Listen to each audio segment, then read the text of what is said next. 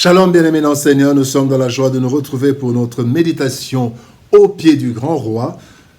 Nous sommes le vendredi 8 mars 2024 et nous vous saluons au nom de notre Seigneur et Sauveur Jésus-Christ et nous saluons particulièrement nos sœurs, car la date du 8 mars est une date consacrée à la lutte de la femme pour son émancipation et sa liberté. Salutations à toutes nos sœurs. Vendredi 8 mars 2024, nous allons lire un texte dans la lettre de Paul aux Éphésiens, chapitre 5, versets 15 et 16, dans deux versions. Dans Louis II, il est écrit « Prenez donc garde de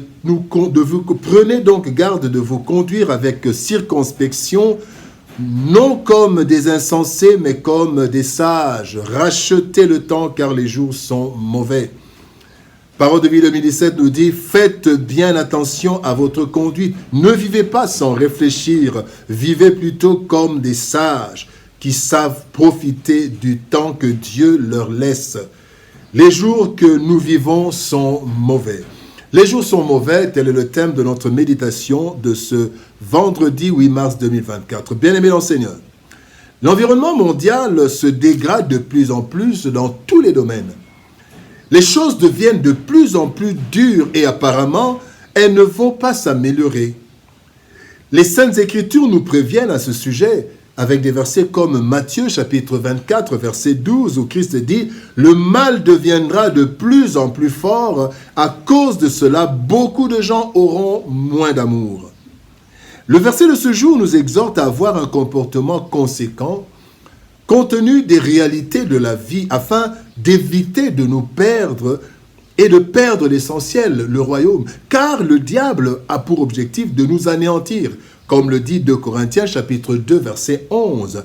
Il est dit « Afin de ne pas laisser à Satan l'avantage sur nous, car nous n'ignorons pas ses desseins. » Les desseins de Dieu, les desseins de Satan, du diable, c'est de nous détruire, de dérober, d'égorger. Jean chapitre 10, verset 10. Tirons alors quelques leçons de notre texte du jour. Première leçon, dégradation générale.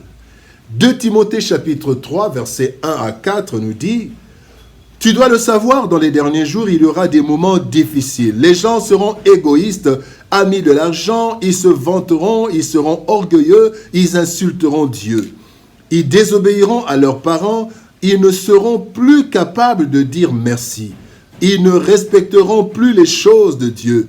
Ils seront durs, sans pitié. Ils diront du mal des autres. Ils mèneront une vie de désordre. Ils seront cruels, ennemis du bien. Ils trahiront les autres. Ils seront violents. L'orgueil les rendra aveugles. Ils aimeront le plaisir au lieu d'aimer Dieu. Voici le tableau de ce monde. Bien-aimés, l'influence de l'ennemi est de plus en plus forte. Nous le voyons et nous le vivons. Et cette dégradation est multidimensionnelle et universelle.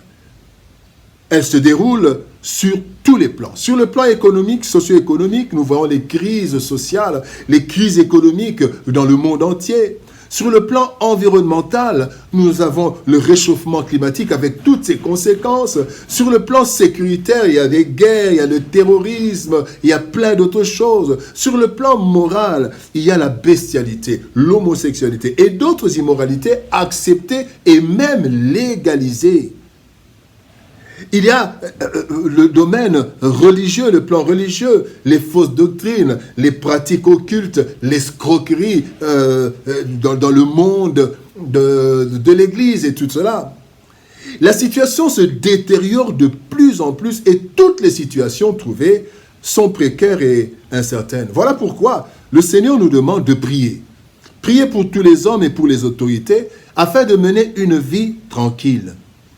1 Timothée chapitre 2, versets 1 et 2 nous dit « Avant tout, je recommande ceci, il faut faire des demandes à Dieu, le prier, le supplier, le remercier pour tous les hommes, tous les humains.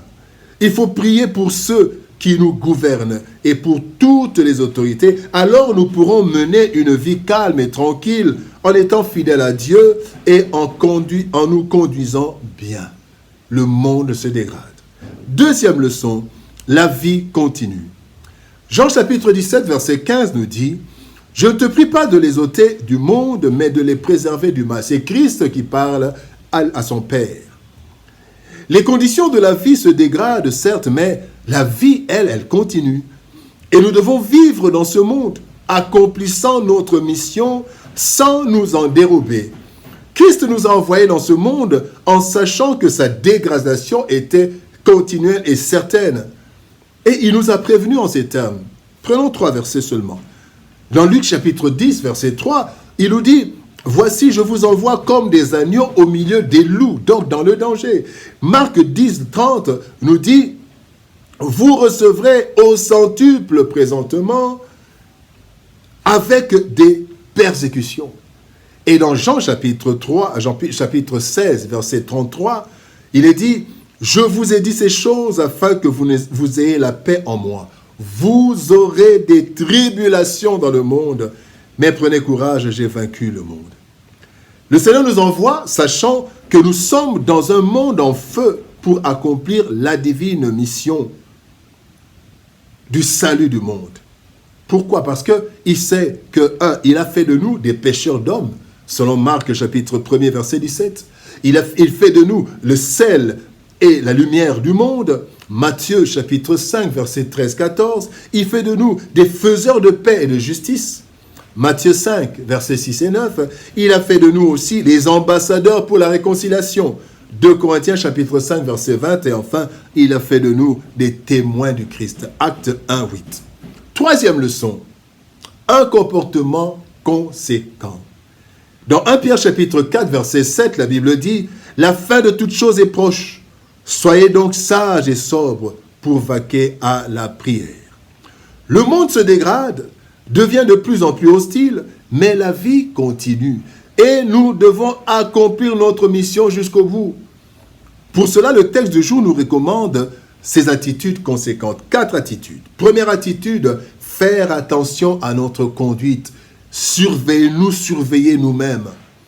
1 Pierre chapitre 5, verset 8, la Bible dit « Soyez sobres, veillez. Votre adversaire, le diable, rôde comme un lion rugissant, cherchant qui y dévorera. » Deuxième attitude conséquente, ne pas vivre sans réfléchir.